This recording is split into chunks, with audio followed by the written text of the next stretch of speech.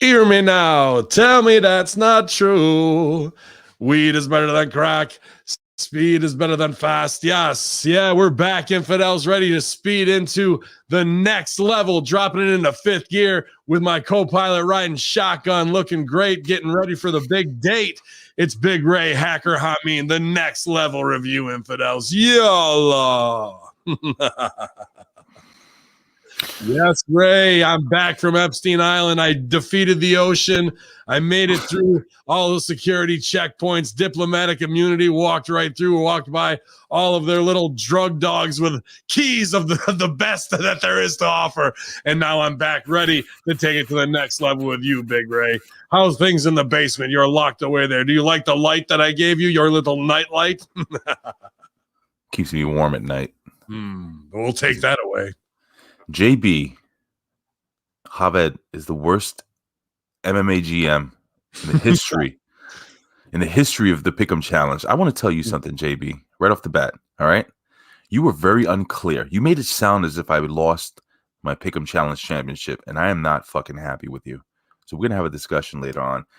What a fuck fest that was yesterday. Well, it's early in the season, just restarted with WrestleMania, so there's a lot of pick'ems going on. I didn't do too well on the first one. I think I'm down in like 30, maybe 33 or 32nd spot. But yeah, there's always time to go up. I think the highest ever made it was like 18 so far. So, I'm always in the middle of the pack, but that's fine. Like you did great. You had a huge run, and that's kind of the same thing that happened last week, 300 days as champion for right, Io Shirai, and then Raquel Gonzalez knocks her off the block. So no, well, I didn't get. That's the problem. You can relate.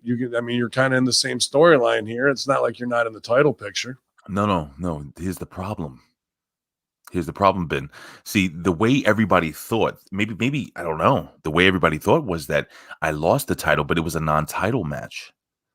This is what my understanding was. So officially, I am still your hashtag HMGP world. Is that how you want to keep and defend your title, though? Like on that, is that you don't want to just give it up and come back strong and show that you can go over strong and that it was a fluke? You want to file paperwork and do that. You're not just saying, I know I can beat this guy straight up. Is that the kind of champion you are, Ray? Here's a fact. Okay, I can win every single match I'm in. Because then why not let them have it for till the next one and come back and take it over? Because you work smarter, not harder. If I win by a DQ, I still win. Okay. If there's people out here watching though, like if they say Ray's a dominant champion or Ray claims to be a dominant champion, is very dominant, by the way, a dominant champion to be like, well, here's the stipulation and here was this and what wasn't agreed upon, so it's this, that, or the other. But I mean, I'd rather see you just come back and show them who the real champ really is in a rematch. Yeah, the real champ is me, and I am still champion, and still hashtag and still. So it's listen. I don't know. I mean, the headline came out differently. That's not what I read. Well, see, this is the thing. Javed. He posts and he types things with his chubby little fingers, and he doesn't fucking pay attention to what he's writing.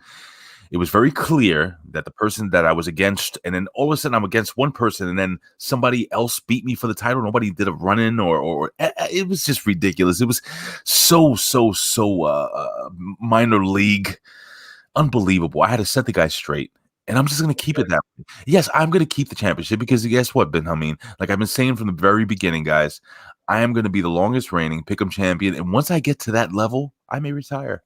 Well, maybe this would. I mean, the way you're doing it, I guess that's one way to go about it. But that doesn't seem like dominance to me. Oh, it's dominance, man. It's dominance. Okay. Hey, listen. I'm just saying, you're the one who's got to live in this world as the champ, and people are going to talk. You know that asshole at work, and everybody has this asshole that's been there for 25 years, doesn't do a hell of a lot, but just kind of, and then he never gets fired.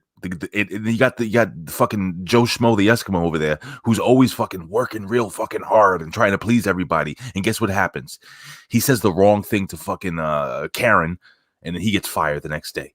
But no, you got a guy like me who's just right there the entire time. 25 years I've been the champion. Did you know that? Apparently I didn't. Yeah.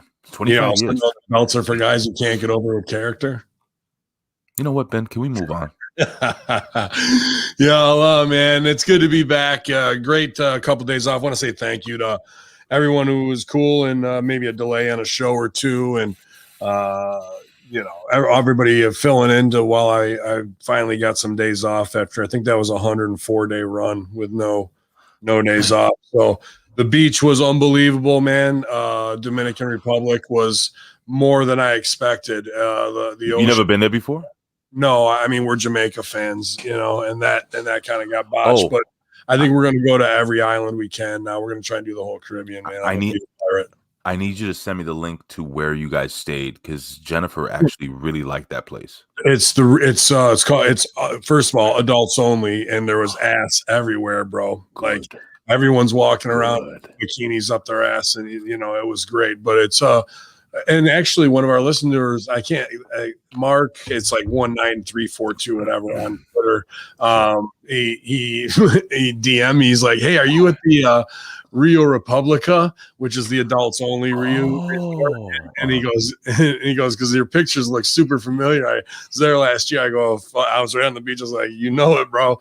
So the beach in the sand was incredible, dude. I mean, I've been in Jamaica a bunch, 3-4 times, and the jerk chicken in Dominican Republic was even better than Jamaica. Yeah. I was fucking shocked how good the Pollo Loco was. But dude, I got to tell you, Ray, the entertainment at night in the theaters, every other place we've ever stayed, it's okay. It's fun. It's like a street team, or they might bring somebody in. This was Vegas level shit, dude. The first night they had it, and I sent you the picture. They had a dance burlesque show with the chicks with their asses out, and like all these huge Dominican gay studs doing the backup dancing, And for Colin. Yeah, he was there. He was in the show. He was, but they were Broadway level dance company. They were excellent.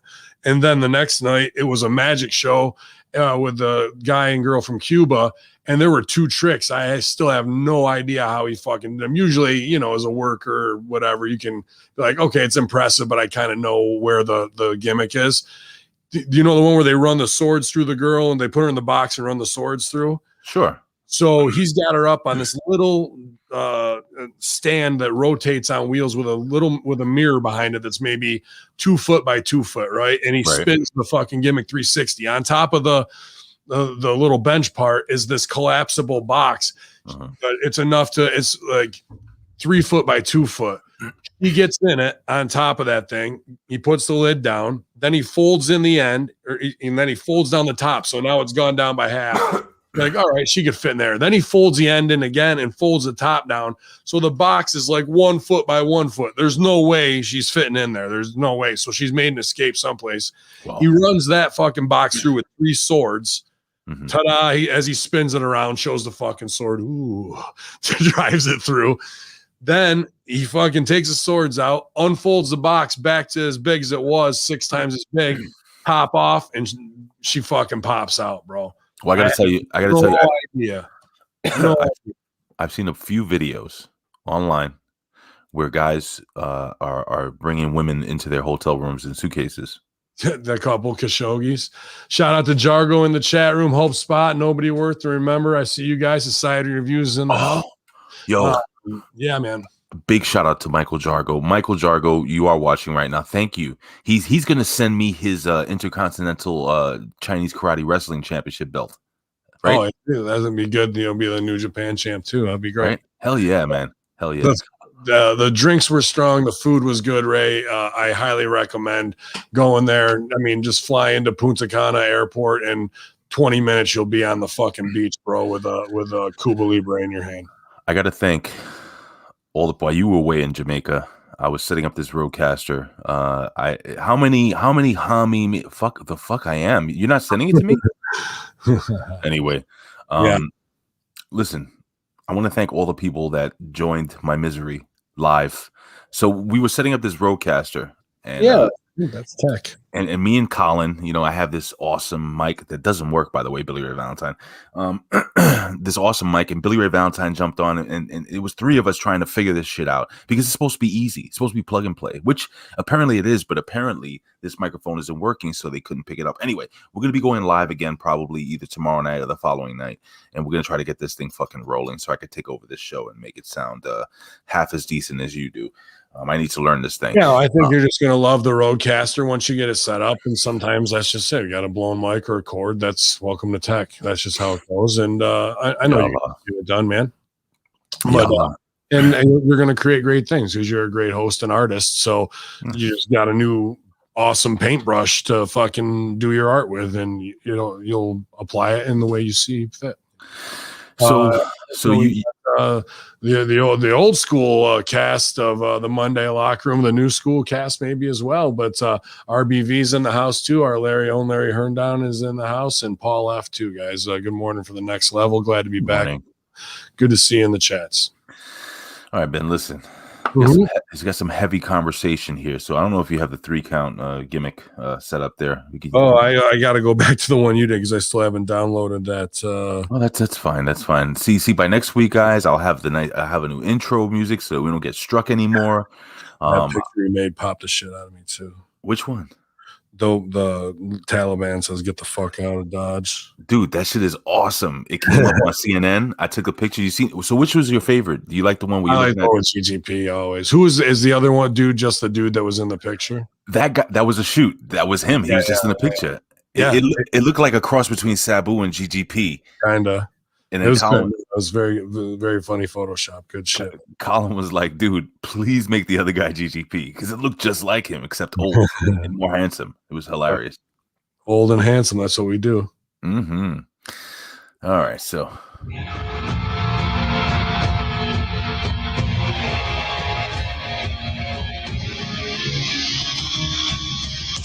This is your next level free count with the biggest pro wrestling, MMA, and world news stories of the day.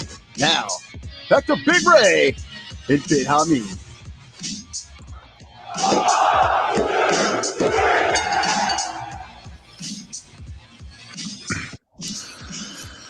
Also got our own. The Vet is in the house as well here in the chat. Bin Hamin YouTube channel. You guys, all the heavy hitters this morning checking in. The Vet is not happy, Ben. Why not, man? The Vet should be. This was a really good NXT, bro. Well, but he wasn't watching NXT. He was watching Impact. The Vet watches everything. He's always got his eye on everyone. Believe me, he's got eyes and ears everywhere. He's the fucking Vet, bro. And listen, to our esteemed colleague, the Vet. I've already spoken to Colin. He will not be sending you any more pictures of his penis. I promise you. Listen. Well, I can't promise that. He just doesn't stop. It's like every day. It's like, anyway. So, Ben, look, man, we're going to talk about one topic, and I'm going to break it into 3 separate parts. Okay, bud. And, this is probably the first time you're going to get a chance to speak about the Derek Chauvin trial after, they came over with the gimmick yesterday, the Schneebits. Yeah, I hit him with the... They hit him with all 3 counts. The 3 count. Anyway? Yeah. No. Okay. All right, Ben. First and foremost, I'm going to ask you a question. I'm going to ask you 3 separate questions. First question, Ben. Okay.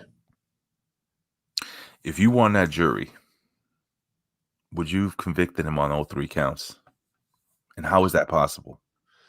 Well, first I want to preface that I really haven't been following a ton of it, aside from that day that they released or they tried to put over that he said he's on drugs or whatever. He took too many drugs, and that audio that's very muddled. And I'm thinking to myself, how is it? Excuse me. Mm-hmm. It's fine. How is it that muddled? Because, dude, I can clean some shit up in Photoshop in Adobe Premiere with just drag and drop filters in 15 to 20 minutes. You know what I mean? Right. We have more than enough technology to really hone in on exactly what was said. So that left my head scratching. Is all they really trying to do is create reasonable doubt. Like that's all they need to do, right? You have to be found guilty, not, well, I think so.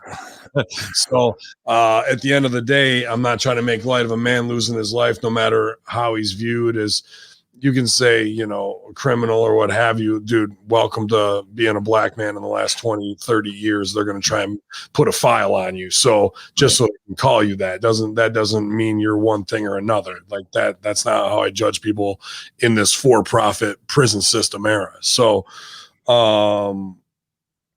I definitely think things have gone way too far in everything, from a guy pulling out his fucking wallet and shooting him down to, you know, this isn't just about, I don't want to say it's not just about this case, but there's been how many of these before this one came to trial and were really put on.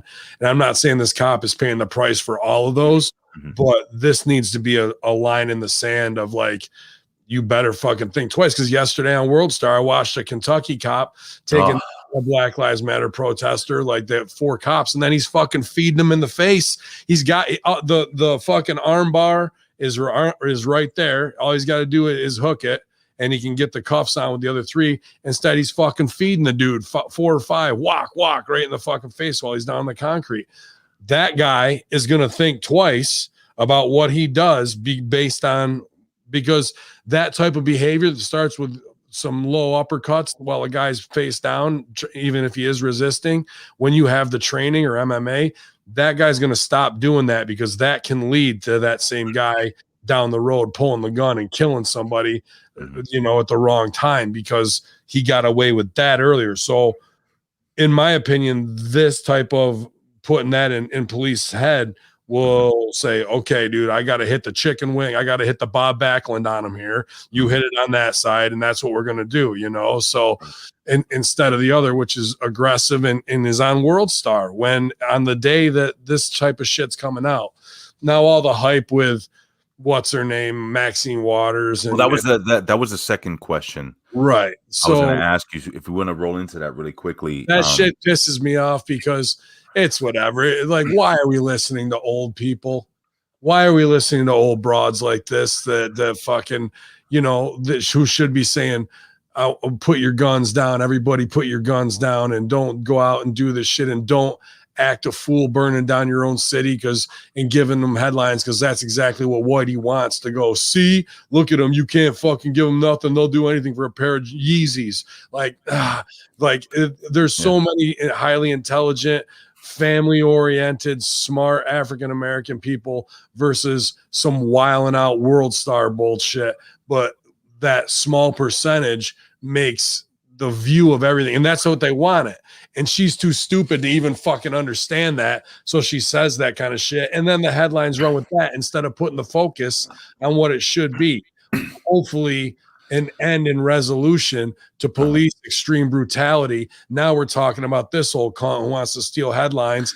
And, you know, the reality is now that means less. And our justice system actually worked and played out, because this shit's been going on since OJ, right? But OJ was a celebrity too. This guy isn't. And this is straight up white cop. Have you gone too far and taken someone's life that others have gotten away with it for so long? That was the line in the sand. Now we're talking about this old wig wearing, fucking looking like a California raisin motherfucker. Fuck her, dude. And fuck all politicians, as a matter of fact. I need to jump in. So here's a problem. Because I was going to ask you basically whether politicians should get involved with something like this, which they will. They always will, from the days of Al Sharpton to now. Okay, shows they don't respect that guy that lost his life in a way that was so tragic that they're going to politicize it in a way to get themselves over and possibly get more Americans hurt and killed and drive the divide between police and the hood, when the hood should be like, okay, we just got a piece of justice in the American justice system for real. It played out. It wasn't because the media pushed that narrative. Right. I feel this trial was very fair and very fucking telling of what went on. This guy took the other guy's life. It seemed excessive. He had 2 or 3 other options, and he wasn't in that much danger.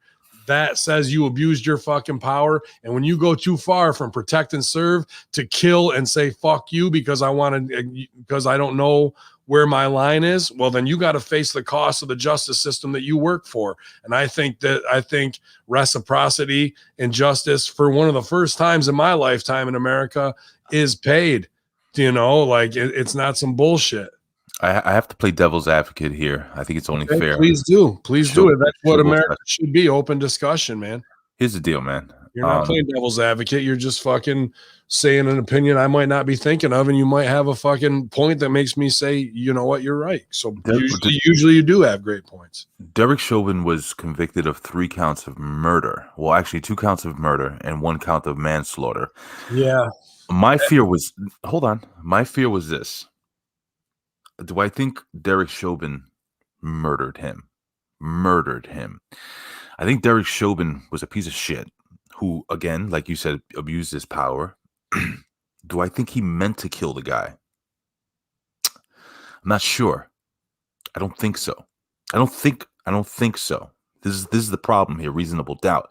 Now we come in. We have this bitch, Max. What is this? Something Waters. Her name is Waters. Yeah, dude. Maxia Waters, and she goes Muddy Waters.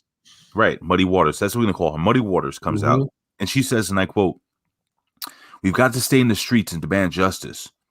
And she continues and says, "We're looking for a guilty verdict, and we're looking to see if all of the talk took place." Anyway, so she's already putting into the minds of the people. Now, I don't want to hear this shit right now that you selected a jury, and these people are not being persuaded by Joe Biden saying that he was praying for the right verdict. Hold on, Ben. By hearing Maxine Waters, by seeing what's going on, is it a possibility, Ben, that the jury, listen, by law, I spoke to a lawyer yesterday, a friend of mine's, and he was shocked that Chauvin was convicted on all 3 counts. Technically, that shouldn't have happened. Now, with that being said, was he convicted because was he convicted by the public opinion? Was he convicted by pressure? Because guess what? These people that are jurors, we're going to find out who they are. And if they if we're going to write a book, they're all going to be millionaires. Oh my God, you kidding me? And we're going and what if they all said guilty? What about their families? What about the fear of maybe retribution? No pun intended. From who? From Black Lives Matter. Black Lives Matter's up here. You don't understand. If they convicted this guy, said he's I mean, if they did not convict him, I'm sorry, and said not guilty. And now we're talking about a scenario. That's why I'm like, they're up. Why would they fucking go after them? So like, let's not. I mean, I get what you're saying. Let's not talk in hypotheticals, but that's the thing where I'm not ignorant to, because I know you got convicted on all 3 counts. I just haven't had time to look at it. So I'm glad to talk with you with fresh eyes here. You know, is it excessive? Here's the thing. It's not Maxine Waters. It's not Pelosi. It's not Biden. It's not any of that shit of what they're saying that somebody, whether you're supposed to be sequestered or not for a major case like this, you know, information is going to leak through what they say. I think people are so sick of motherfucking politicians that nobody on a jury is going to say, you want to know what got him that extra murder charge? I think he had 1 murder charge and manslaughter, not 2 murder charges. You know what that other murder charge is? That's fucking Freddie Williams. That, I mean, forgive me because I don't want to besmirch these lost lives. You know what I mean? This is everyone. This is the last 12, 15 years of everybody who's fucking been at the hands of this. And that's what that charge is. It ain't fucking CNN. I'd love to put it on CNN for all the bullshit they do and what they've done with Project Veritas. That's a whole nother conversation. But fucking, that's what that charge is, bro. So if that motherfucker's got to eat it for the streets to stay calm, so be it, B. Like, is that Ben? And that sets the precedent, so nobody else in the future will fucking do it, because they might whack you with a double, and not like manslaughter and murder isn't enough, but that's the extra, like, everybody out there, blue lives might matter, but guess so do the fucking rules. Just because you got that fucking badge now don't mean you can fucking go hog wild, you know. But is this the same I want you to hear me out now. Is this the same as every black man or black woman or Hispanic man or any minority that is arrested paying the price for other minorities who are you have listen, you have in this world, you have good people, you have bad people, you have good black people, you have bad black people, you have good Spanish No, you people. just have good people and bad people. You don't have any whatever. And some people are forced bad because they're products of their environments, raised in a certain situation, right? It's not. But was Derek Chauvin given a fair trial? Now, with all this happening, the judge himself is saying that in the Derek Chauvin trial, according to CNN and everybody else, he's saying that the Maxine Waters comments may be grounds for an appeal. Now, if there is an appeal, see, this is why I'm not celebrating. There's no celebration here. A man lost his life, and whether he was on drugs, Two men lost their lives, really. Whether he was on drugs, no matter what he was doing, whether he gave a counterfeit $20 bill, if that was a fact, there's no reason why this guy had to kneel on his guy's neck for almost 10 minutes. No reason. I'm not saying that, but what I'm saying is this. Because there may have been pressure for the jury to say guilty, there is a possibility that Derek Chauvin may have a legit shot at appealing and having this turned over. What happens then? So Maxine Waters, see, this is why I hate when politicians get involved this way, because what happens is what she said is now shooting her in the foot. Do you feel what I'm saying? And this is dangerous. This is why we need to be smart. I get it, but that's politics and that's 24-hour headline. And there's going to be some wild shit because somebody's going to do something stupid in fucking some town, someplace, and there'll be a little outburst or whatever. But I think at the end of the day, people, in the court system that's going to stand up a lot longer. That's a long process to even get to a trial, to let alone to appeal. And there'll be other things to divert everyone's attention. I think justice was done, maybe a little excessive in the sentencing, but that was a message to the world that enough is enough because of what has happened. That's just my opinion on it. I'm not, even though I have worked in law offices, obviously I'm not past the bar exam and shit like that. But it's a sad day, but at the same time, a day of like, okay, when we say we want the tide to turn, this feels like something we lived through the 90s. We sat there and watched them during Rodney King all fucking get off, Ray. Like, how fucked up was that, right? And we watched them, and then shit went buck wild in LA.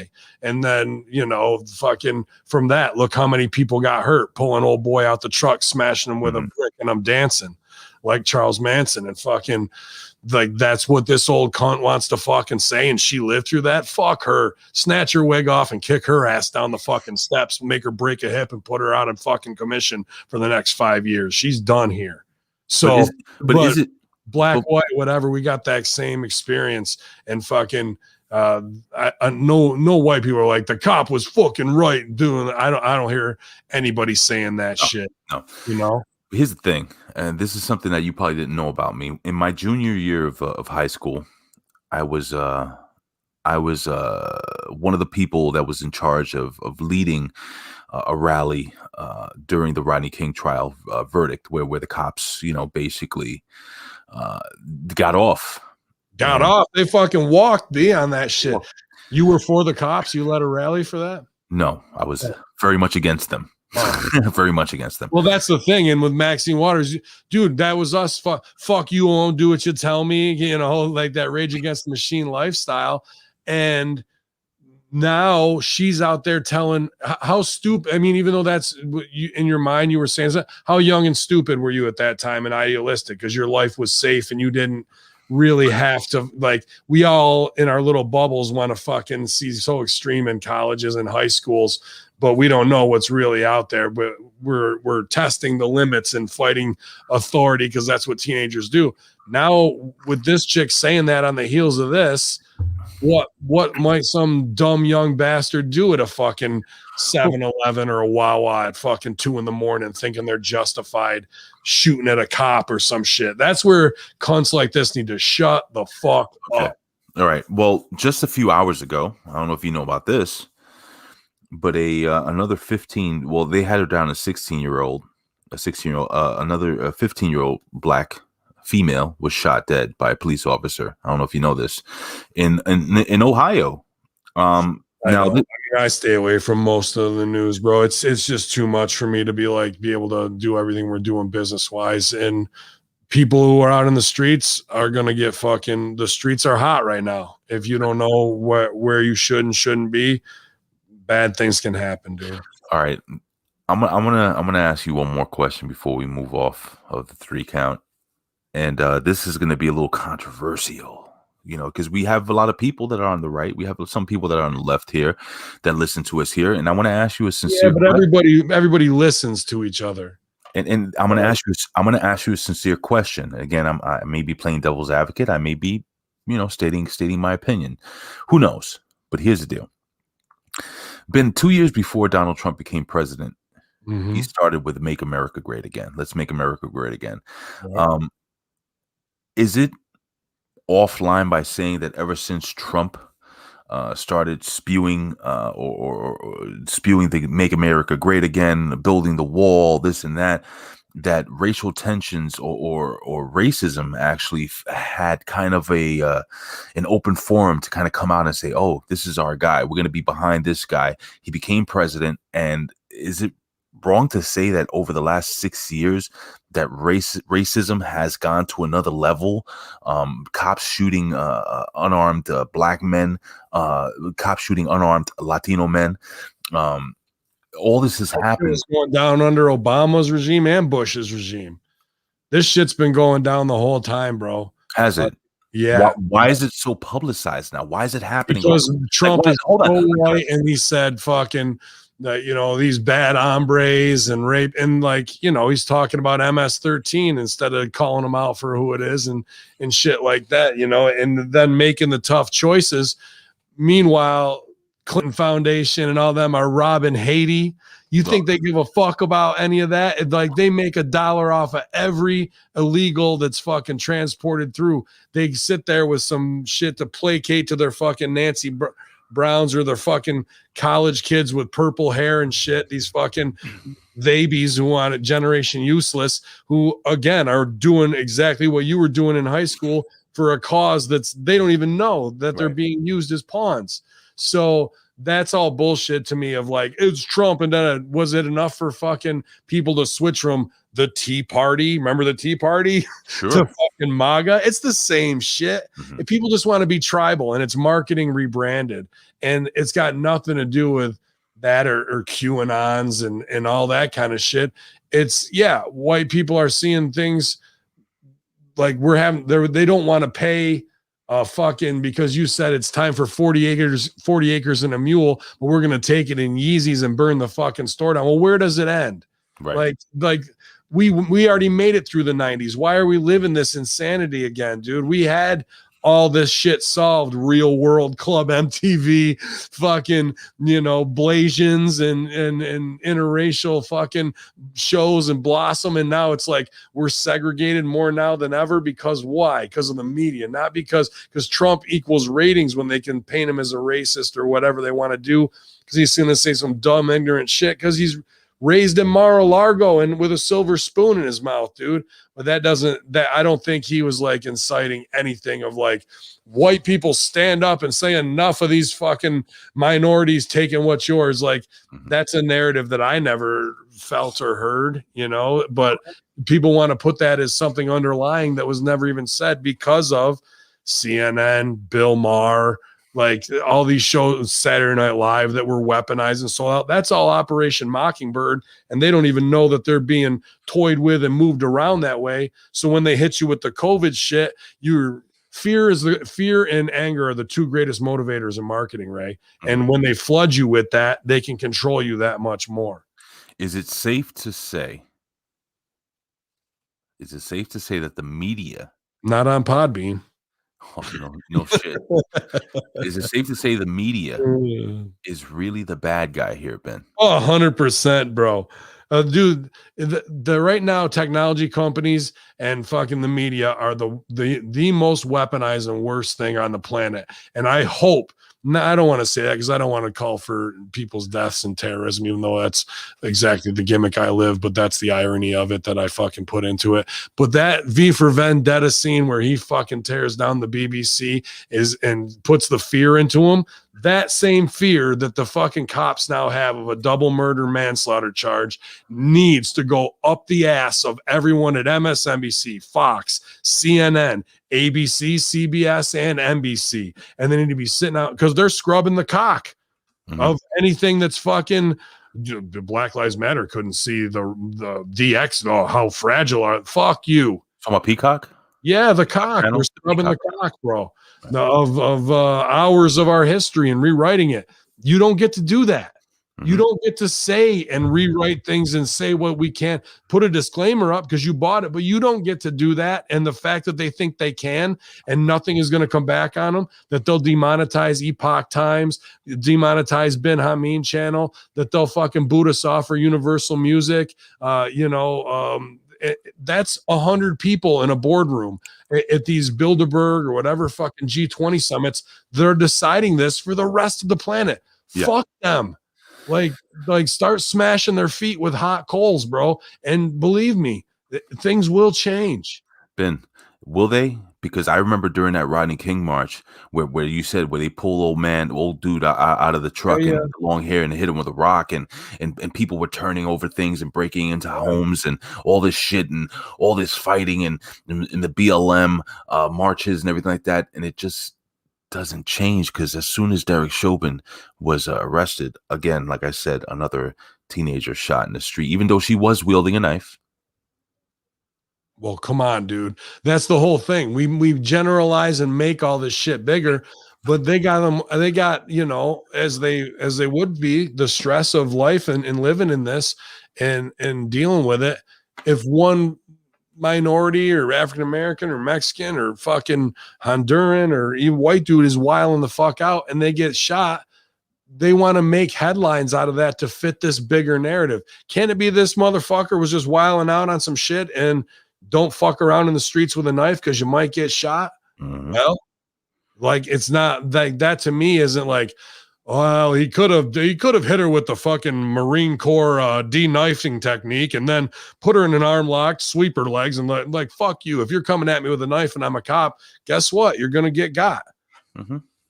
Like, but I'm not gonna buy that narrative that it's all because of the race and da da da.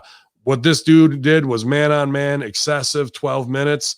It might be an overdone verdict at the end of the day, but I think it sends a message to the world of like, of Blue Lives Matter. Well, look what it says on the card: to protect and serve. Hey, Ben, I'm going to ask you one question. I'm going to executioner. I got to ask you one question, and I got to plug my laptop in because apparently it's not charging for some reason.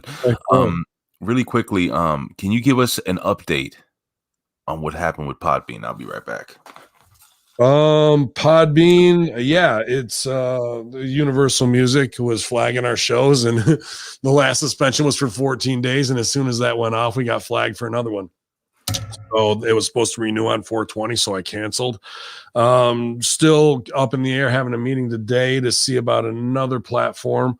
But right now everything's at patreon.com/Hamin Media Group, so we appreciate you sticking with us. But yeah, dude, the people at Podbean, the guy who runs their Twitter seemed like a cool enough guy and is a wrestling fan, but whatever they've done in these backdoor meetings and the greater conspiracy to silence everyone and really lock down catalogs as opposed to, hey, be a free and independent artist, which they act like podcasting is. Well, I paid for 4 years and had no problems. And then in the last 3 months, it was nonstop.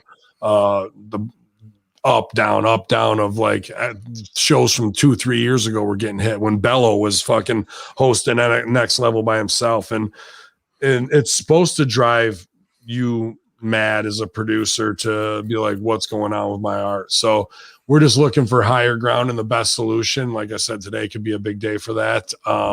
but I don't want to start driving people to a place where it's not going to be the place, So right now, like I said, patreon.com/Hamin Media Group. And a lot of people have kicked in $1 to $5 for the upper level stuff. And we're putting it there, and I'm going to be doing more cool shit now that my batteries are definitely recharged. I'll do something about my whole trip and how great it was. And, but yeah, man, I say to people, the only way we're going to hurt these companies that bow to Universal Music Group is to say, fuck you. You don't have my business. You had my business. Things were going well. I felt comfortable with you.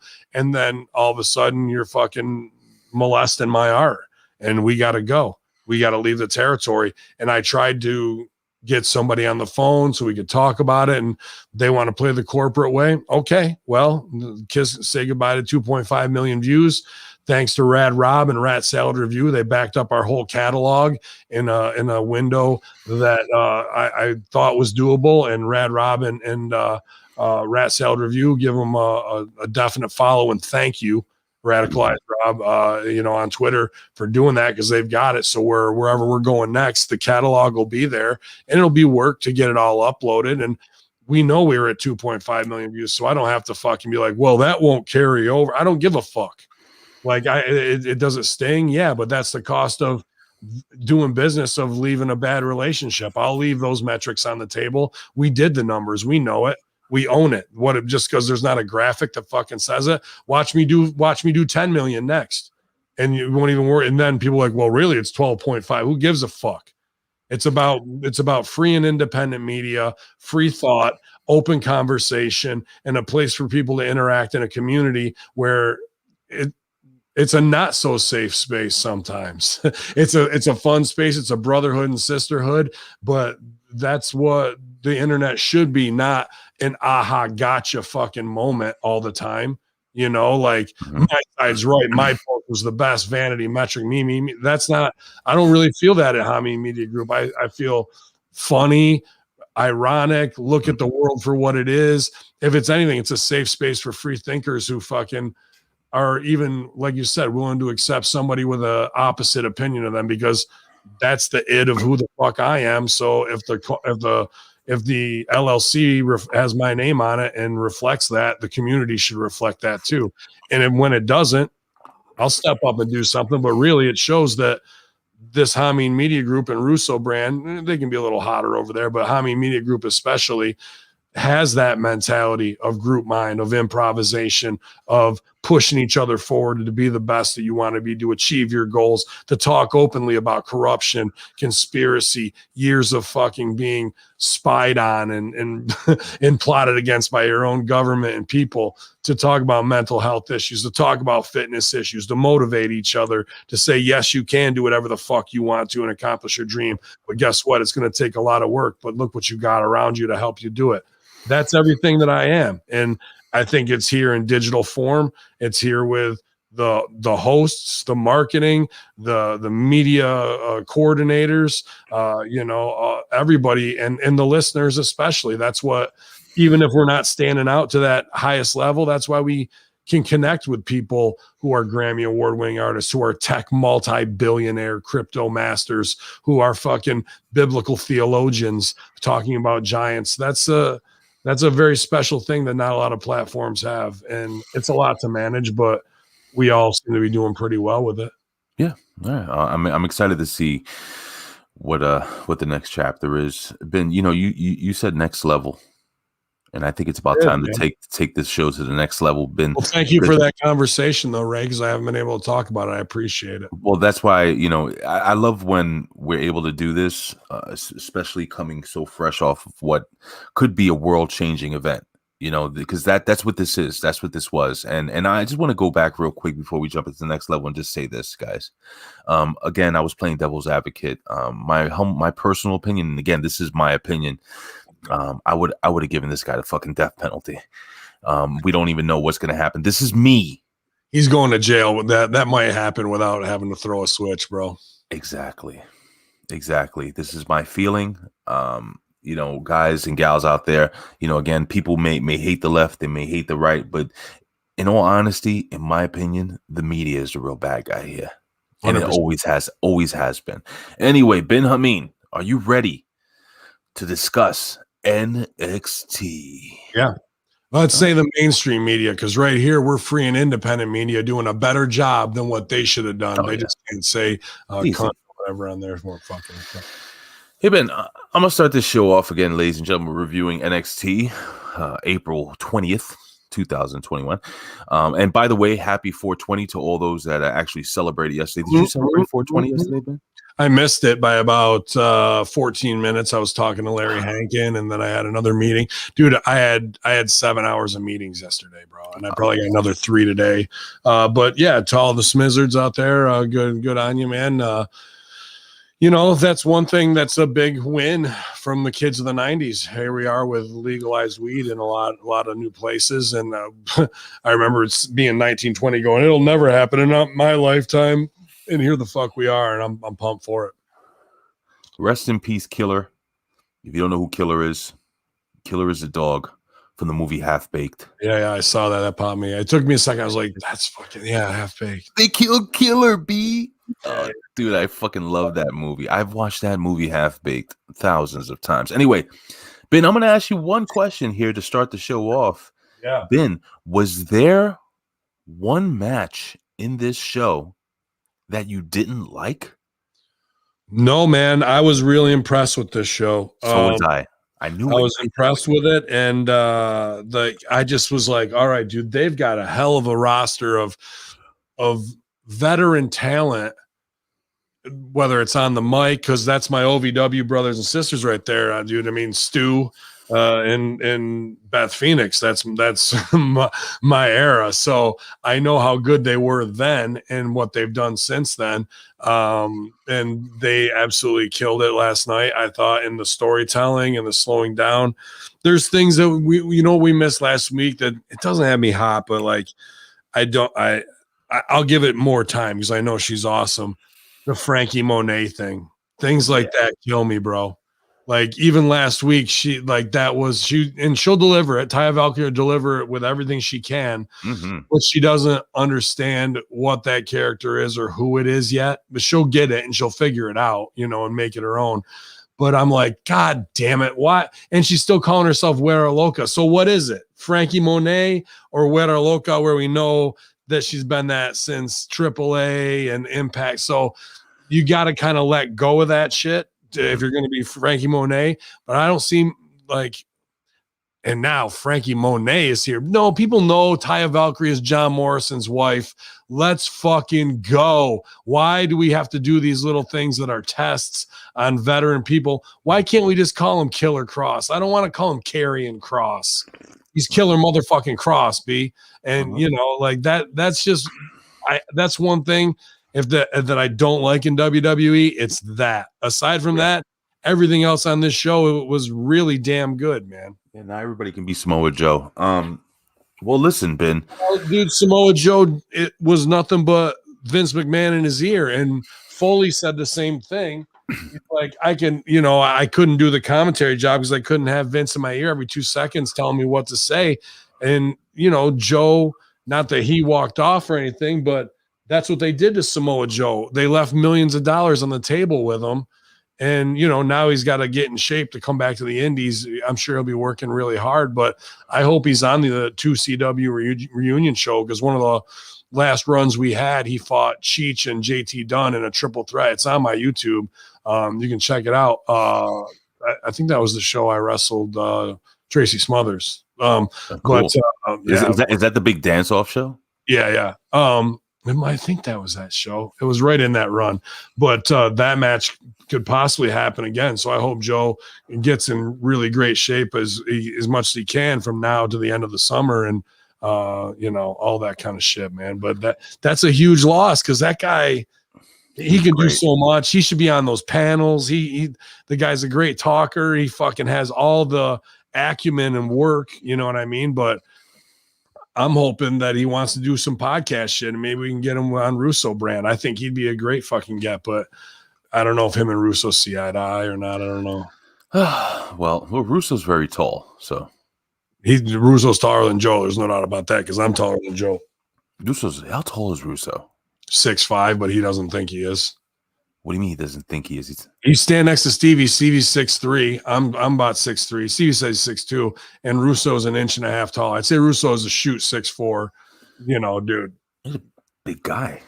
Yeah, he don't look it on camera. Stevie and I look bigger, but when he was as tall, if not taller than me. Yeah, because I was watching an old TNA thing where Vince Russo came in a ring, and I was like, holy shit, the dude is towering over everybody. And then there was a picture of you, I think it was of Stevie and him. And I was like, holy shit, he's bigger than Stevie. He's taller than Stevie. Anyway, neither here nor there. Listen, we got Kyle O'Reilly coming back with a new gimmick.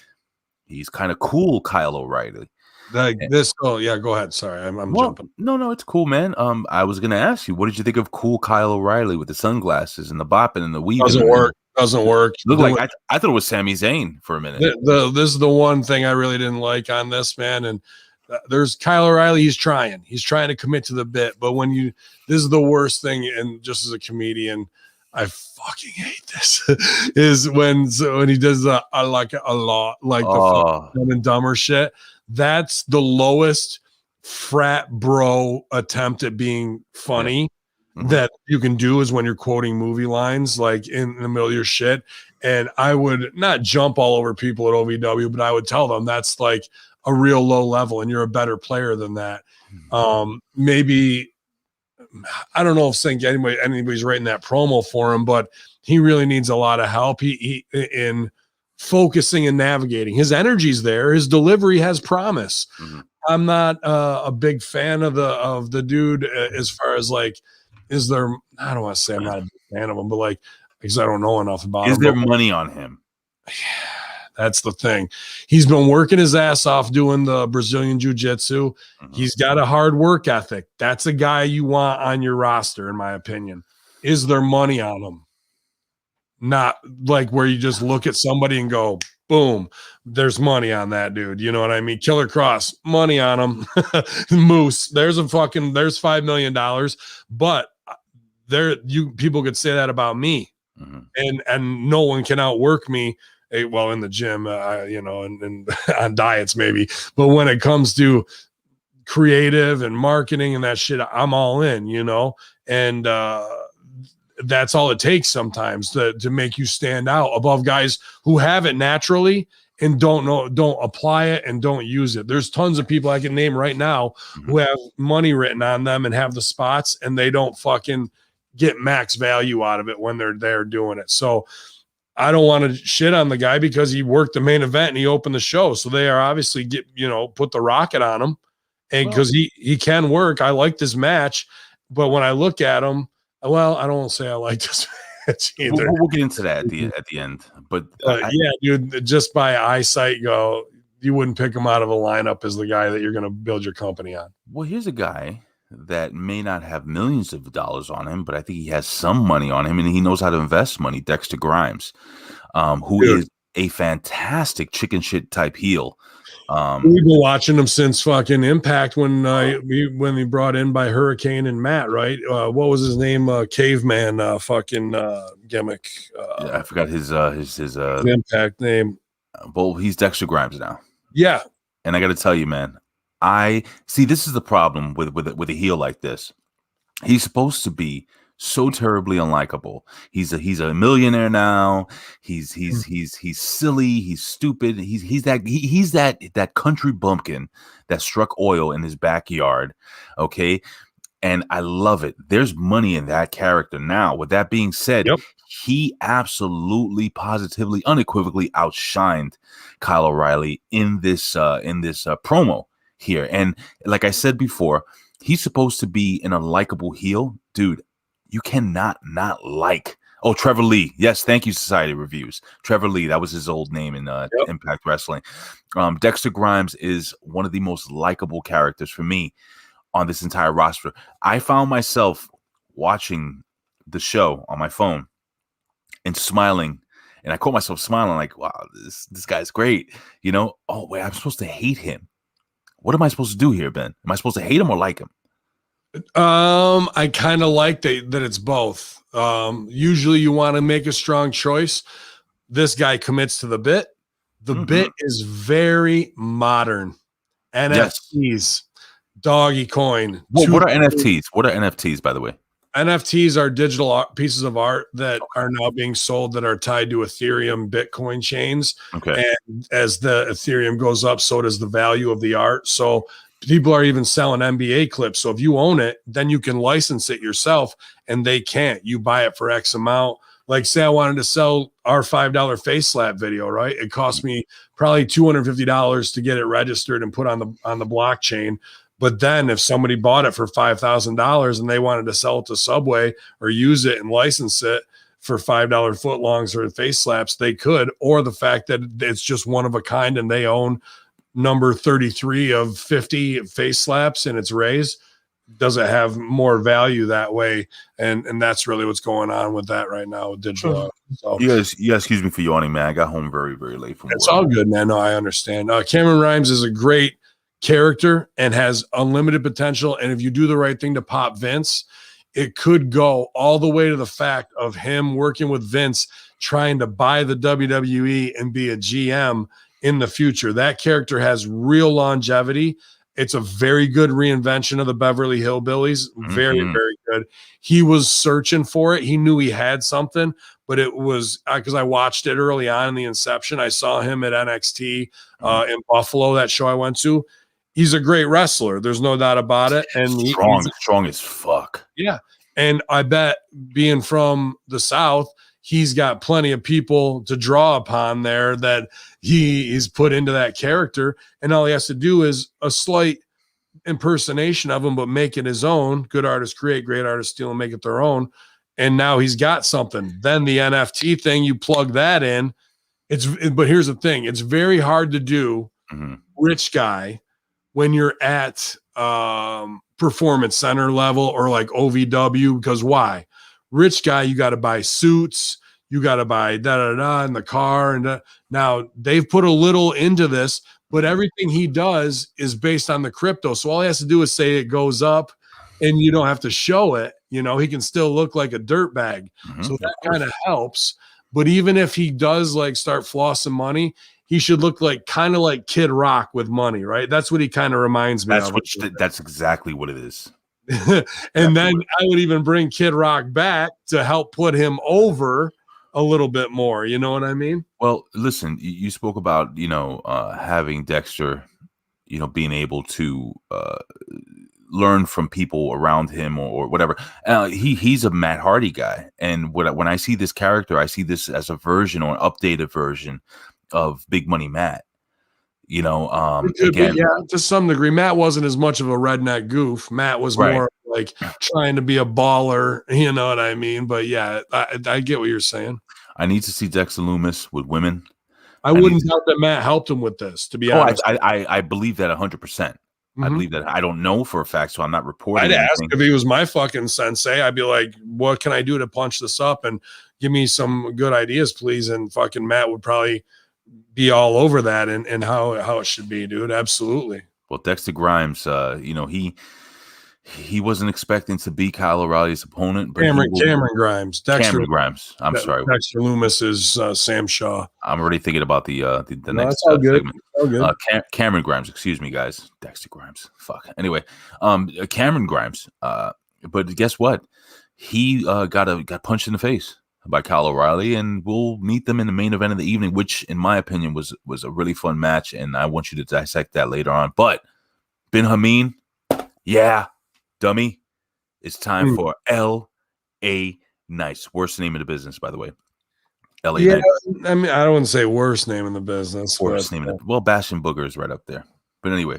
Well, dude, like that's another thing. Like, people know him as Eli Drake. Why not fucking do it same with Taya Valkyrie instead of do all the shit and change it? Eeny, meeny, mo. Like, fuck, Let me ask you, why do they allow certain Larry, people, Mo, Curly? Well, it doesn't matter what the fuck you say. Why do they allow certain talents to come in under their own name and continue under their own name, and then they have a guy like Eli Drake, who everybody knows him as Eli Drake, and turn him into an L.A. Knight? Why do they do that?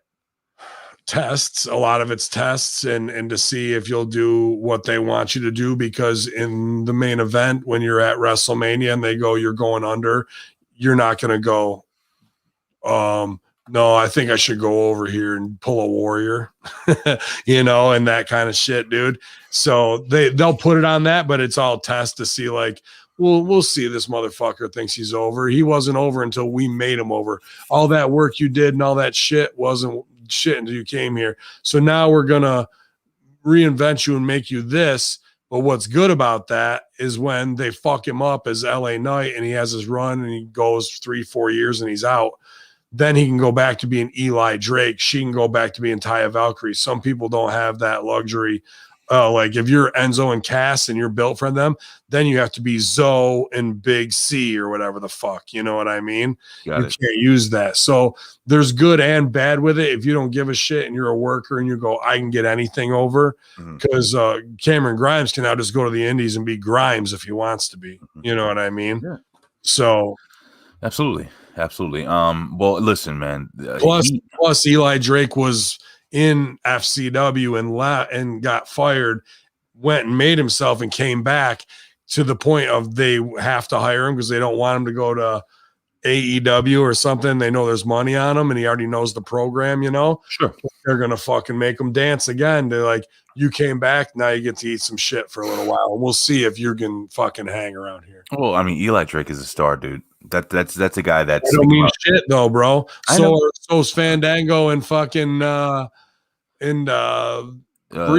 That was probably the match I didn't like on this show. Okay, we'll talk about that. But this match ended where we have LA Knights against Dexter Lumis. By the way, speaking about having money on a guy, man, Dexter Lumis is just so good. Gets it, moves great.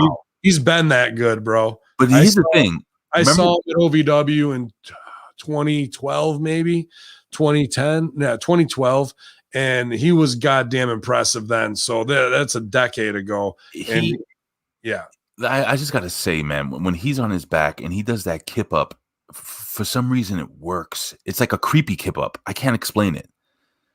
Everything about him is creepy, and it's really good. He's a very good worker. These guys were really hitting each other hard during this match. They were going in on it, and I got to tell you, Ben, would you be distracted if this young lady came to the side of the ring too? With Indy Hartwell? Would Ben Hamin be distracted? He'd say, cover your chest, woman, and get to the back before I slap your ass. And then turn around and fucking take the dusty punches. But yeah, dude, like I was upset with this finish because with this is LA Knight, right? And Sam Shaw. Yeah. Like Dexter Lumis. Yeah. He turns around and he hooks him for the fucking reverse fucking DDT, whatever, through the ropes, and his head fucking missed the mat by about that much. It sucks, bro, because they worked their ass off. And then the finish is everything. And if the timing is off because of the storyline and you're not ready and set to go, that can happen. And I felt bad for those guys. Like, that's something that should be covered. And they showed it on replay in slow-mo. I was like, motherfucker. I got to tell you, the first thing I thought of was, I blamed, and I hate to do this, but I blamed the guys behind the camera because they had to have a different angle on that. Yeah. Don't show it again. Show something else high impact. Sure, you can show anything because this was a very high impact type. These guys didn't do they didn't do any spots, no spot monkey shit.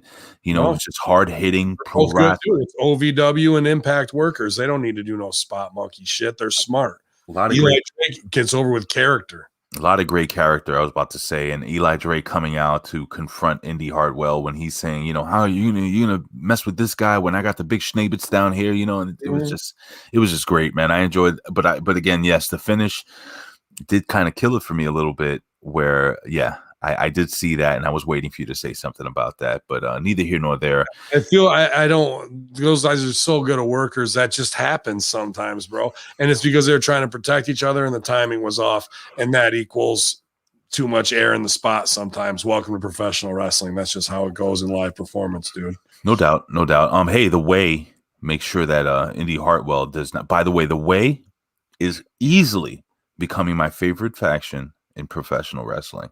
I love those guys, but we'll get into them a little later. They pull Indy Hartwell away. I thought we were gonna get the kiss. It's gonna happen, ladies and gentlemen. I think it's gonna happen. Oh boy. But will we see live sex like we did with Lita and Edge in the ring? Hopefully, we'll see. Anywho, Leon Ruffman, he cuts a promo, says the ball is in your court, Swerve. It's your move. What'd you think of this promo backstage? I thought it was a good little promo compared to other people's in NXT's. It was impassioned, but we needed we needed follow up with violence. All we had was tell and not show don't tell. It was so good last week, and when then he drops him in the locker room, we needed something else to follow this up after that promo. Later in the show, there needed to be a short attack of violence, maybe a pull apart backstage between those guys, so it leads to a non-sanctioned violent fight. You know what I mean? Like that's we just missed. It would have taken 45 seconds to get that done. Sure. Don't disagree. All right, Ben.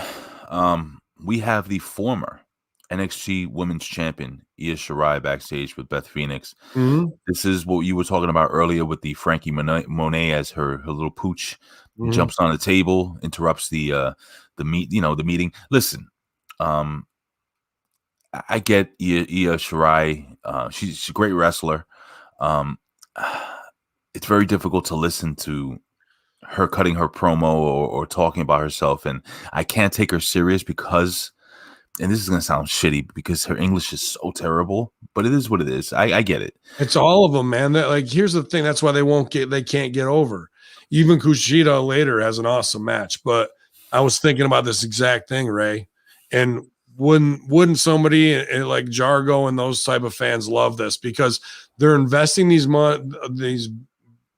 time and money into Japanese wrestlers to bring that style, which there's things I'll talk about later that I really hate about it, that I think need to not be in American wrestling whatsoever and are ruining American wrestling. But there is a place for it if people like Japanese style. Should WWE create an anime offshoot brand that competes with New Japan, their own to fucking do that, where they don't have to speak English, Ray, where everything will have subtitles or a translator, or maybe there's one person who really wants to perfect their English and like that's their heat. English. But, yeah. Then they have a show that's the competitor for New Japan, right, and it's features Japanese wrestlers, and you don't really have except one white or a white guy and a black guy and maybe Latino, so a couple Latino luchadors that switch in and out, but you keep that Japanese strong style where it is, because there's times in the match coming up with Sare where there's so much good work, but then there's 2 or 3 things I fucking hate. Okay, so my thought process was, I said, look, NXT, if there's ever a place where managers should be a thing, it would be here. Why can't you have a character? Check this out. Let's say you have a heel character, hear me out here, Bobby Heenan type character that he calls himself or she calls himself the interpreter. And that person is there to speak for the Japanese talent, but also that person is kind of a devious person who, maybe takes a little more of the bigger piece of the pie than usual, a very charismatic interpreter that interferes in certain matches, wants to affiliate themselves with all the Japanese talent, whether you're a baby or whether you're a heel, screws over the baby. Like a Cyrus, like a Don Callis. Right. Why can't we have nice things like that, Ben? I know, like there's got to be performers out there that are, completely fluent in both Japanese and English to a degree that doesn't embarrass or make them look like fucking Charlie Chan, Bruce Lee, racist era fucking stuff, English and I challenge you and fucking rah like that fucking. That's what Americans know, right? We know Bugs Bunny fucking making fun of Tojo and shit like that. Like that's what we know. So and that's why it pops Vince and Bruce when nobody ready for Oscar and fuck, you're like, okay, that's what that makes them laugh. But you're investing millions of dollars to make those two guys laugh. How can we feature them in a Fed and in a way where it is, because they just, as good as Kushida is, you can't put him in there with Bobby Lashley. You can't put him in there next to Elias. You can't put him in there with fucking Killer Cross and expect him to get over. In a Fed where it's all Japanese wrestlers, you can make that guy a fucking star. He's only going to hit such a ceiling in WWE unless there's a niche side brand for him to shine in. Well, then let me ask you, speaking of star, so you have Frankie Monet, she comes in and she looks like a star. I mean, she got the gimmicks out, she got the dog. Yeah, RBV's got a great point. Sonny Ono. That's 100%, dude. There's your GM. Yeah. Done. Anyway, great point, RBV. Are you eating well now, by the way? Have you changed or are you still with the hashtag RBV fitness? Maybe you should kind of eat fit shit. Anyway, neither here nor there. Frankie Monet comes in, dude. What was your problem with her? Or did you have a problem? She's Marilyn Monroe, bro. Dude, she looks, by the way, hold on. She looked great in Impact Wrestling. She looks better now. I don't know. Last night she did, but the week before I thought she'd gained a bunch. You think so? From the pants, maybe it was. I don't know. Might have been her what she was wearing. She looked fantastic. It could have been. The camera adds 10 pounds too. Oof. So, but here's what I don't like. Because I'm a dog guy and I got the dogs of war. I got Mad Spies, little ones, and I don't like seeing people take animals to the ring like that, dude. It puts trauma on them, and it's not good. They're not ready for those types of situations. Like, you can't just like, here we go, and fucking out there, and the dog's ready to go. And Al, I learned that from Al too with Pepper and all that shit, dude. So I it's firsthand. But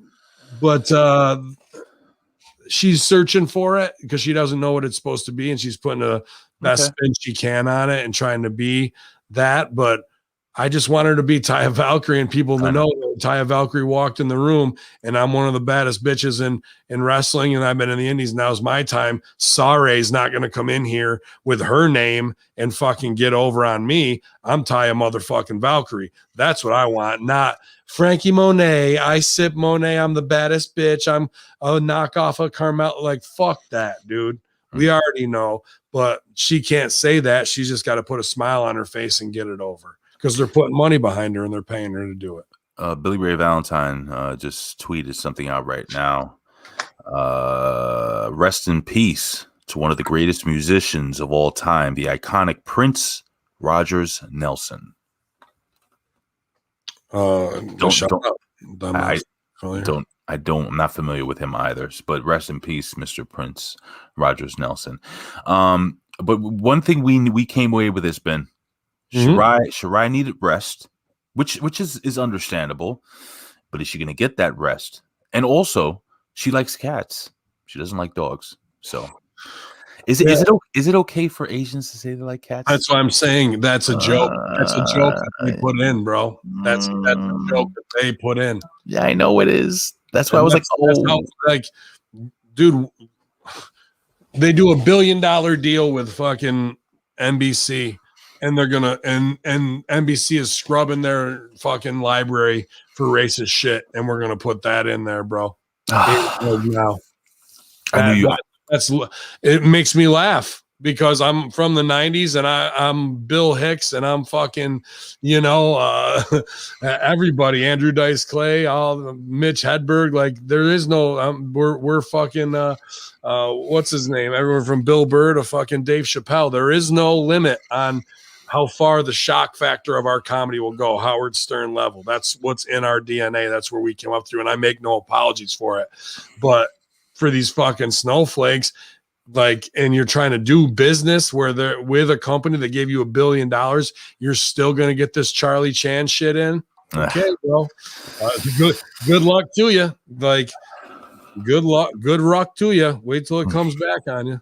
Ben, we got Breezango, and they're in the ring with the Young Fucks.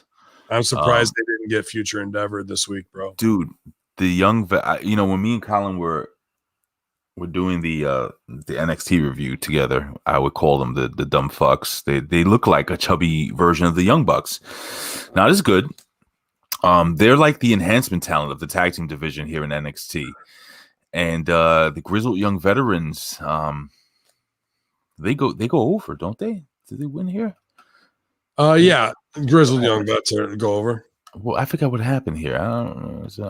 So during the match, obviously you have a what's his name? Drake Maverick and the big guy come out. No, wait, am I mixing matches up here? What am I doing here? Tyler Breeze. Flaming Arrow. You're a gay flaming arrow. Now get out there and do your job. I think you called him a proud gay flaming arrow, didn't you? Well, of course, you're all proud of it. All right. You're a gay flaming arrow. Now Big up to who was the gentleman that put up that awesome tweet Ross DC, and then Mandir just put this one up. I think it might be the same dude though. But this new fucking, I don't know if it's new, this app where they're doing it for Master Shoot. I think then we're gonna try and do full episodes, have them do full produced episodes. Do you hear this one too? Right here, this is a good one for you. Yeah. Bin Hamin and Angelina Love and Velvet Sky, the beautiful people. That's it. I'm in. Bin Hamin. I'm in the beautiful people. He put you in the faction. I'm in. Writing on the fly.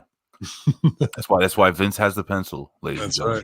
Right. I'm in. Yo, who won this fucking match, dude? Grizzled and Veterans. How did they win? I don't remember this match for some reason. I don't know. Let's just say Meltzer driver. All right, whatever. Meltzer driver, they go over strong.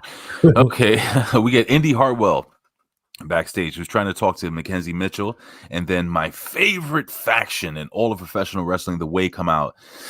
Bronson Reed steps up to stop from the interview. I love the way Gargano comes in.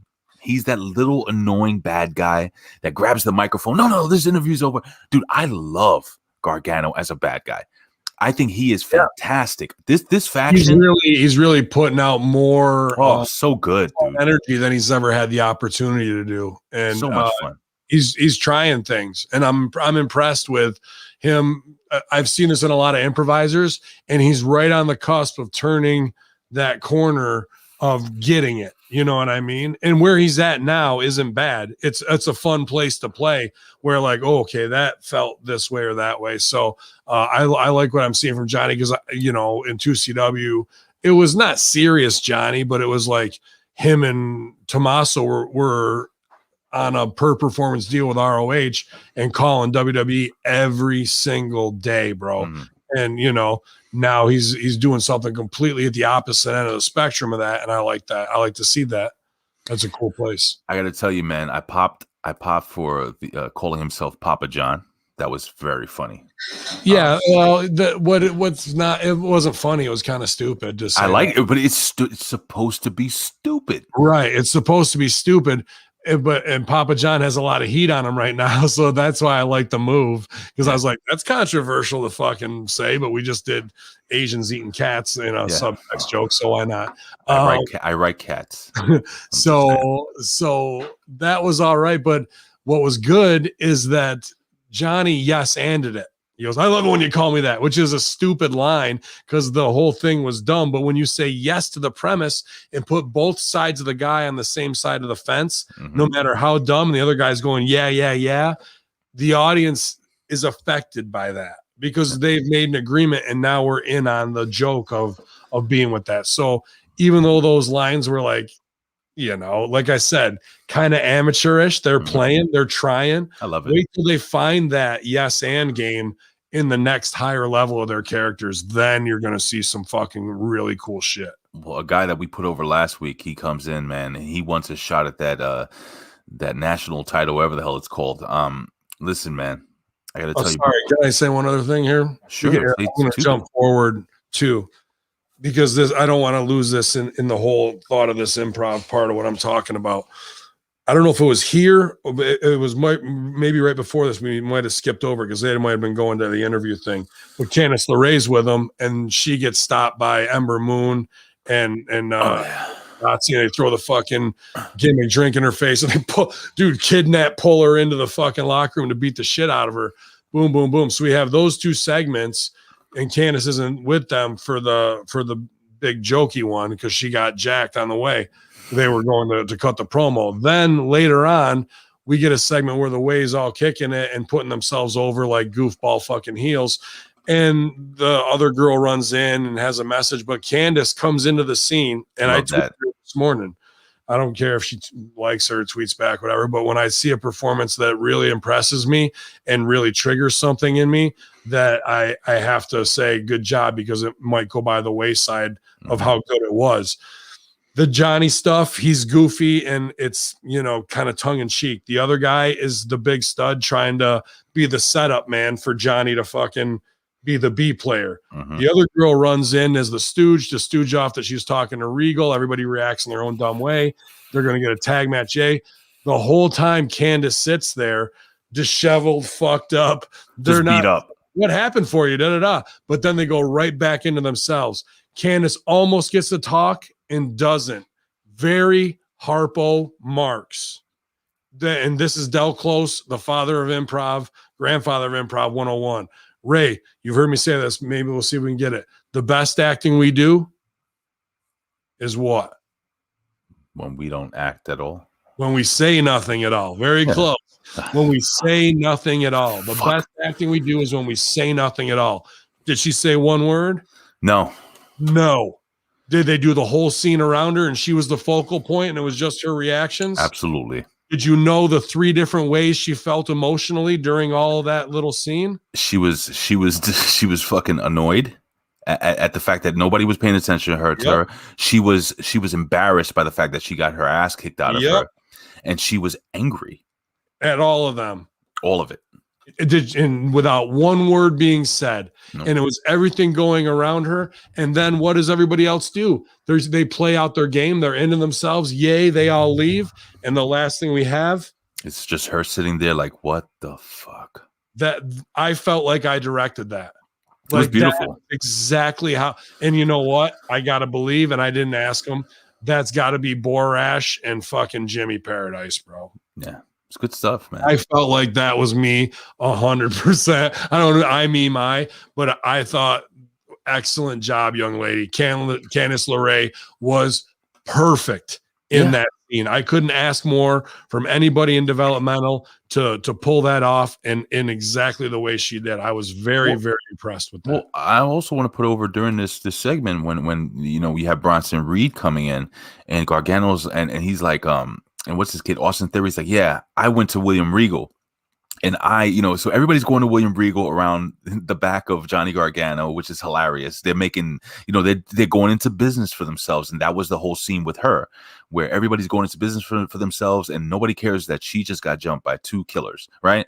And then Bronson Reed is going to get that title shot, but he has to go through a guy that was just squashed last week. And then I like the little extra thing when Johnny Gargano pokes him in the ribs. Oh, so he's hurt. Sure. He's at 50%. And now 50% of him means that Bronson Reed has a 95% chance at getting a title shot. So I got all of that in those segments. All of that, bro. Wonderful. Very high level play. And they're that's why I said they're right on the corner. If they can do that as a group improv scene, that's I couldn't ask for much more from my teammates at Improv Olympic or Second City from what I saw there, bro. Yo, I want to talk about this match, man.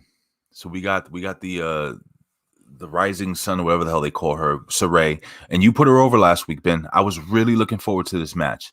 But I'm going to start this segment off by saying this. If I was somebody who didn't know that Saray was a major talent or was a legend, I came off with, who is that Zoe Stark chick during this match? Zoe Stark, she didn't go into business for herself. She's just a damn good wrestler, bro. Wow, dude, she is good. Because here's why she's better than other people. And I don't really like the back and forth jab elbows, bach, bomb, bomb, you know what I mean? But when they were doing that, Zoe Stark registered and sold away every one. It took a minute and slowed him down before she'd come back with one instead of boom, just taking it. And so there's a difference between registering and selling. And she has that balance very, very well down. Now, One thing I fucking absolutely hate is all right. So we Like do what?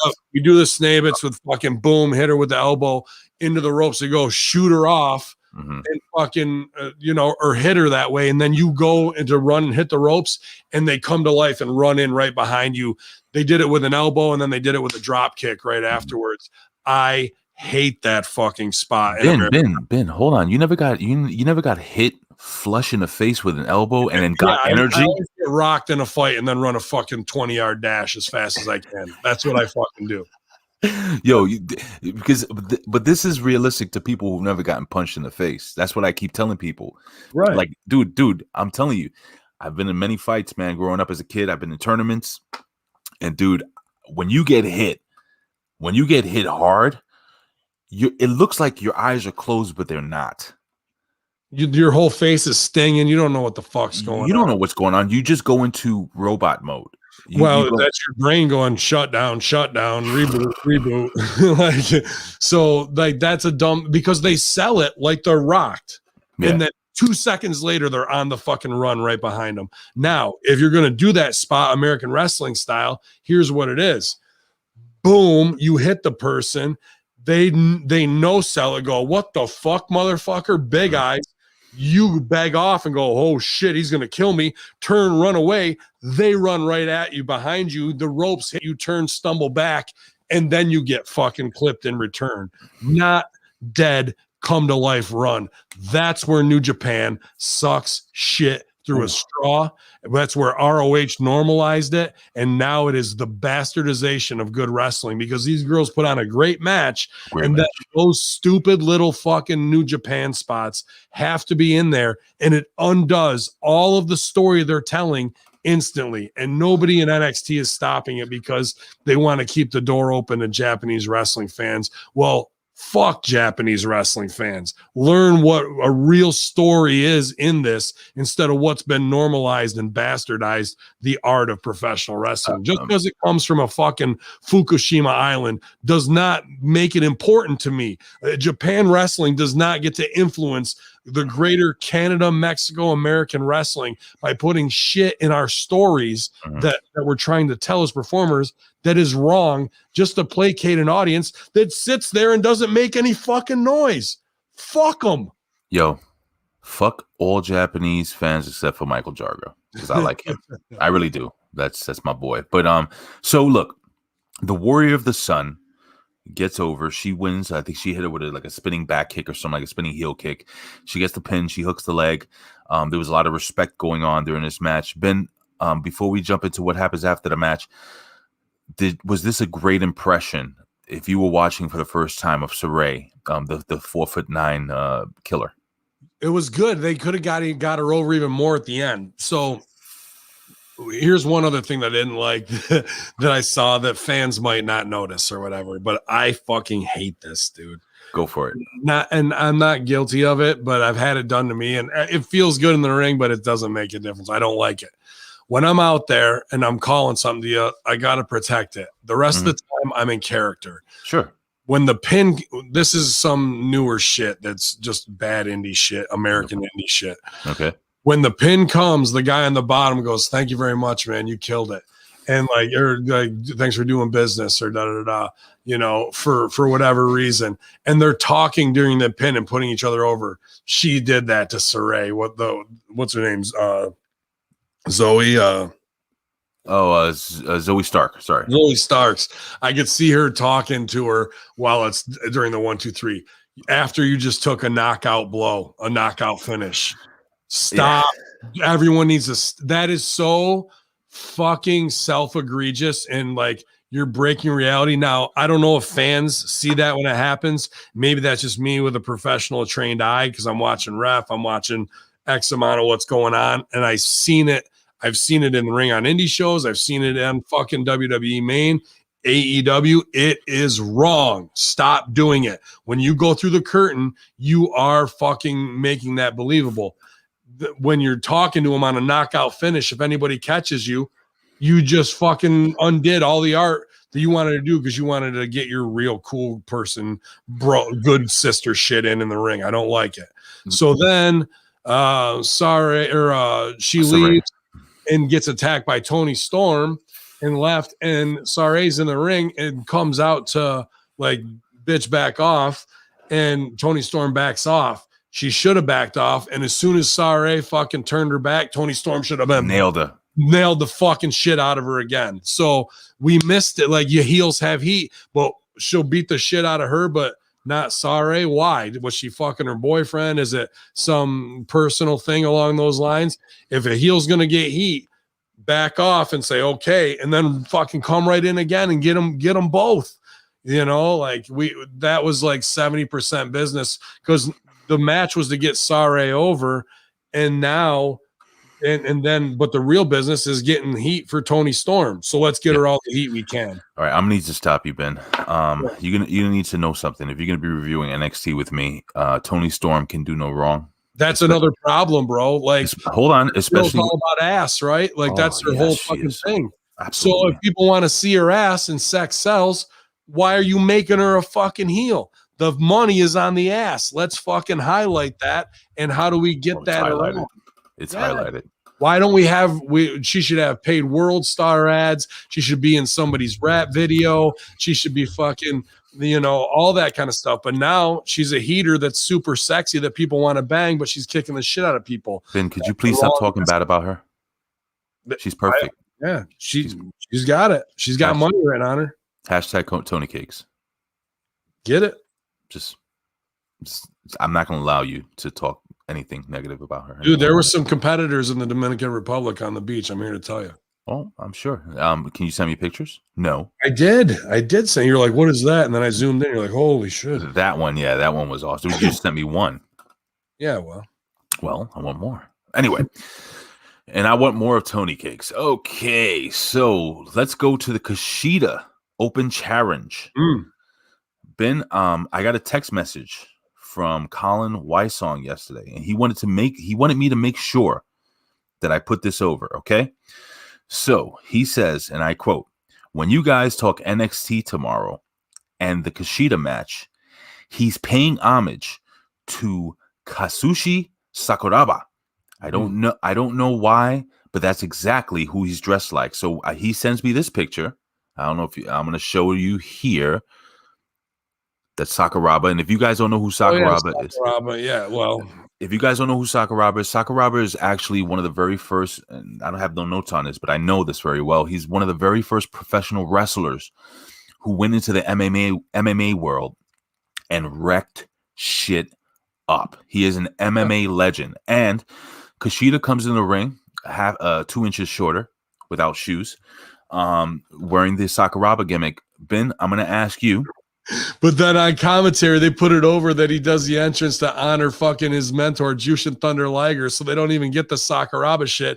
So I'm glad that people can point that out. And yes, Sakuraba's a hero there. But the reality is nobody knows and gives a fuck who Sakuraba is, even though whatever he did. So is his legacy that over that someone would recognize the shorts to put that over? And then they didn't even do it right on Next Level. So that buries Sakuraba and him as a mark for it and not getting the right business over. What did you think of this this call out by Orny Lorcan? Here's the first thing. I loved it because he's not wearing fucking Marty McFly gear. So Sakuraba all day to everybody. Saki bombs all around. Is he the guy that they used to call the Gracie Killer? Yeah, probably. Gracie Hunter? I think that's the Gracie. Yeah, it's the Gracie Killer. The Gracie. That's Sakuraba. Was he that good? He was good. He was very good. Sakuraba was good. Where they worked. He worked in Japan, but he fought people from all over the world. Where they worked fights. Oh, where they worked fights? No, I don't think they were work fights, man. I really don't. Not against the Gracies, dude. All of sumo against the Gracies. No, not at all. Oh, yeah, the look into the conspiracy that the Gracies worked all of UFC 1. Watch that video. Look that up. I watched that with what the fuck's his name? He was the announcer on there. Fast Foot. Billy. What's his name? Where's Colin? Are you in the chat, Colin? No, I haven't seen him. But dude, look into the conspiracy of UFC 1 being worked for the Gracies by the Gracies, and then tell me that the Gracies wouldn't possibly work a match with Sakuraba to get it all over. Your viewpoint might change on it. All right, I'll have to watch that. But as far as I'm concerned, watching as a fan, as a fight fan, I think Sakuraba was indeed the real deal, and I think the guy was tough as fuck, and he's great. But it is funny, Ben, that you did pull out that he does the whole posing gimmick that Jushin Thunder Liger did. They did not put over that he wasn't wearing Marty McFly gear. How do you do that?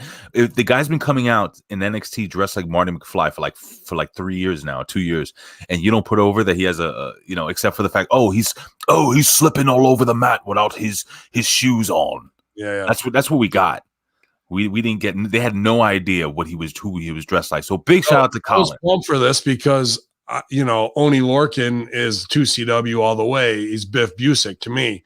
And he tagged with Ted Goods, and I was shocked that they didn't sign Ted Goods, man, to be honest with you. Not that Biff doesn't have money written on him. I think Biff's fucking awesome. But Ted, if you were to ask anybody in the indies who's the personality of the tag team, it was Ted, to be honest with you. But Biff's done great, or Oni Lorcan, whatever you want to call it. I love him on Twitter. I love the way he fucking does his social media. He totally gets it. He's a real fucking grinder and shooter, which in a mid-card guy, which is another dude I would love to have on my roster if I owned a company. Orny Lorcan, I use this term all the time. He looks like the type of guy, that crazy, strong, crazy homeless guy that will fight you in an alley for a ham sandwich. He is that. He has that crazy look. That's a guy that I think will always have a job in professional wrestling. To be honest, he's a classic shooter, bro. Excellent. And he gets it, and he's been that good, and he's only gotten better in NXT. He protects his business, and I think he's fucking a great dude in the locker room. One of my favorite people to see when you come in to drop your bag, man. Always a good guy. This was a very enjoyable match for me. I like the way they had Kushida working the arm, damaging the arm throughout the match, just working that arm to finally getting the hoverboard lock, or which is basically a Kimura, a standing Kimura. You got to change the name of it. That shit's played out, bro. Yeah, they just call it the Kimura. Just call it the Kimura because that's what it is. That's what we know as. I would say at this point, 80% of WWE fans know what a Kimura is. Okay, so call it that. But neither here nor there. He goes over, and then after the match, you get an attack by Escobar and his goons, and then you have money written on that guy. Who, Escobar? Yes. Oh yeah, he's fantastic. I know you're not being facetious, are you? No, I think the guy's fucking ready for movies.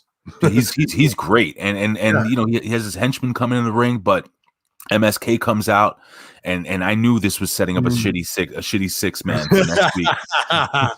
It definitely is, and I would have done the same thing. Because this is my segment right here, bro. This is go interrupt the singles match, beat the shit out of the babyface with your goons.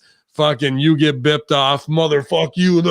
We'll be back next week for the shitty 6. I've done this segment 100 times. Here's the one thing that sticks out to me. What's up?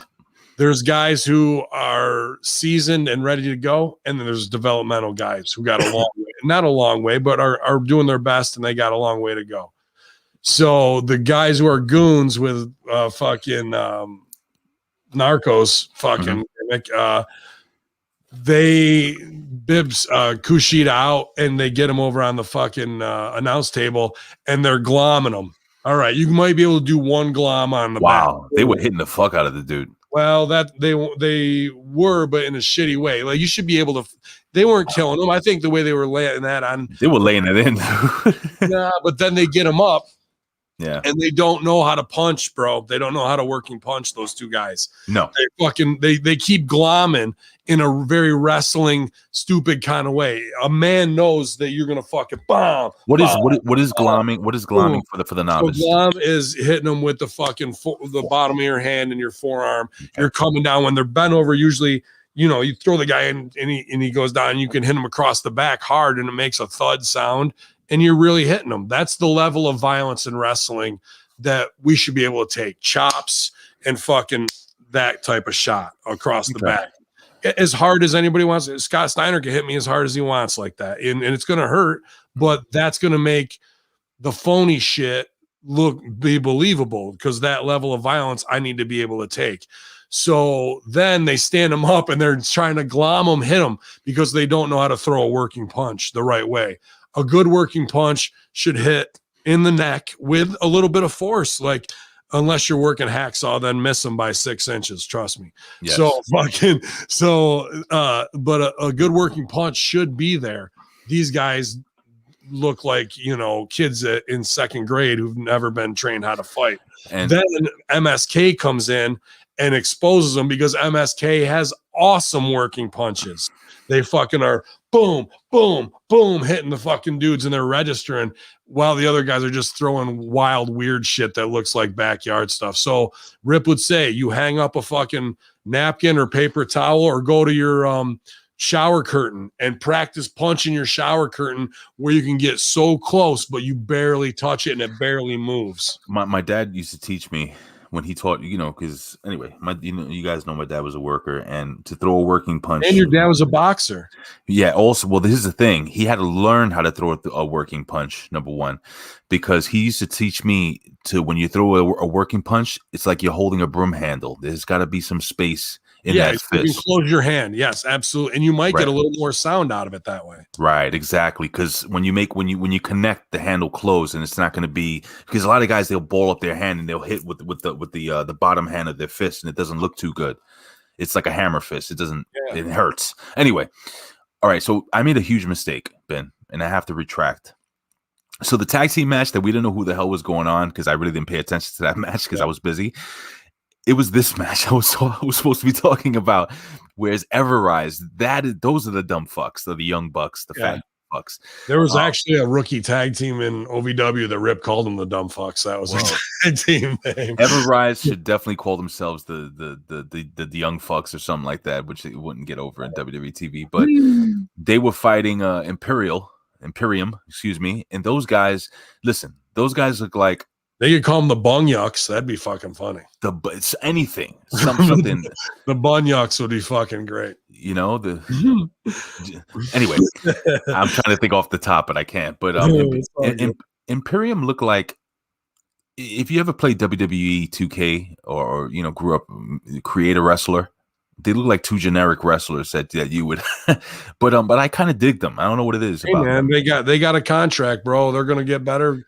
Get your body in shape, keep fucking working hard, and who knows what can happen for you.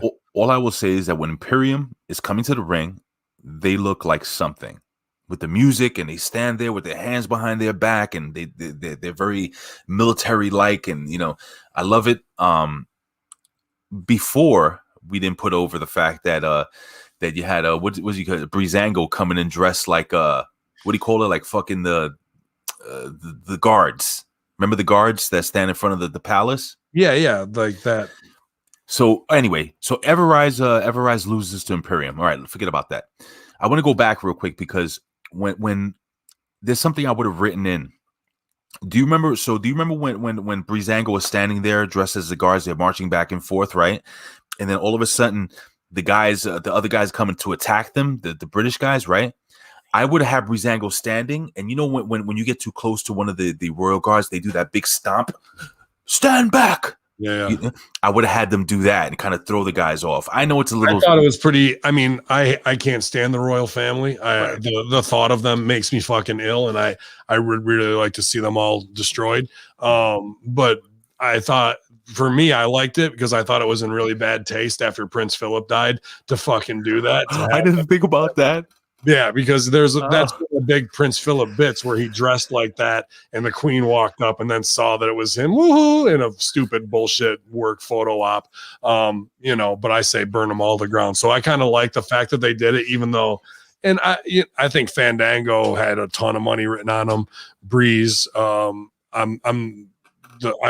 written that model thing. I think that most of Breeze's stuff was actually taken from Eye Candy Ali and Mr. Cosmo to Ali after he left the Insurgency became a singles wrestler and was doing that exact gimmick, almost identical to how Breezango does it.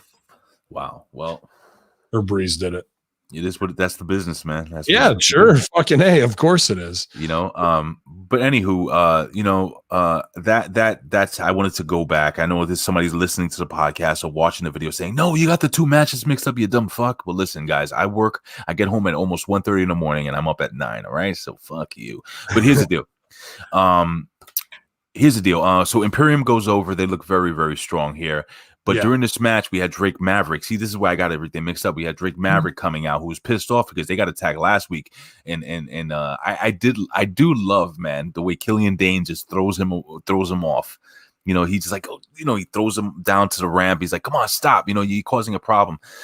This is going to end up as a tag team match down the line. So anyway, let's jump into the main event, Ben. We're up. Kyle Austin Hardy's in the house. Want to say shout out. He loves HMD stuff, but he's never been on a live show in the chat before. So welcome to the next level for your first time, and we're glad to be back. But your main event for the evening is another shoot. I mean, I like that this kid. Sorry, what's his name again? I just wanted to put out there. Austin 420 says, "I just smoked your ass." I just made that up. Hamin said 420 says, "You're fired." Yeah. Karrion Kross was backstage watching as Kyle O'Reilly made his way to the ring. But yes, Ben, this was I enjoyed this match a lot. This was a good main event. I didn't know what to expect from this main event, but I did like it, Ben. You seemed like you were going to go into a thought process regarding this main event. So it's sorry, names again. It's Kyle O'Reilly versus Cameron Grimes. Yeah, versus Grimes. And good stuff. I mean, O'Reilly gets all of his Brazilian jiu-jitsu and takedown shit in early to look that way. So that's good stuff. But does that match what we were seeing earlier with Cool Guy?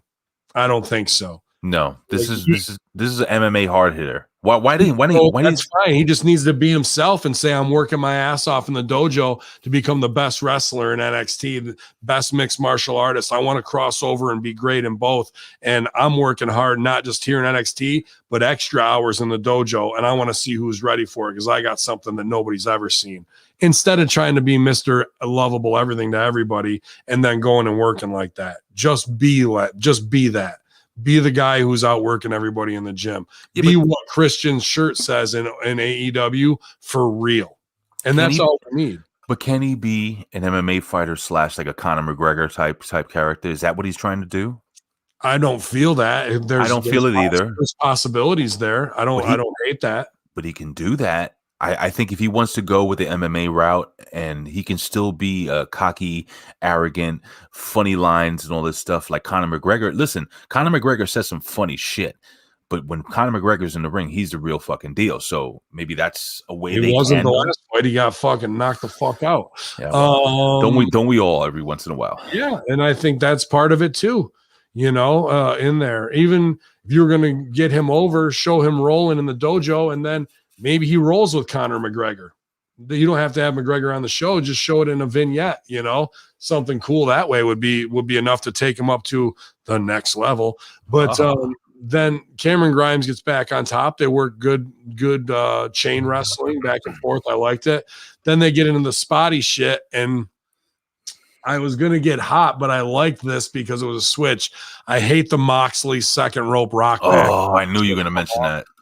So he goes and does the rock back, legs way up, comes back forward, and he starts to go for the clothesline, but Grimes catches him in what I would normally do right there if on that spot. So I was like, oh shit, this is good. I thought he was going to do the Bulldog just rolling power slam, which I like to do.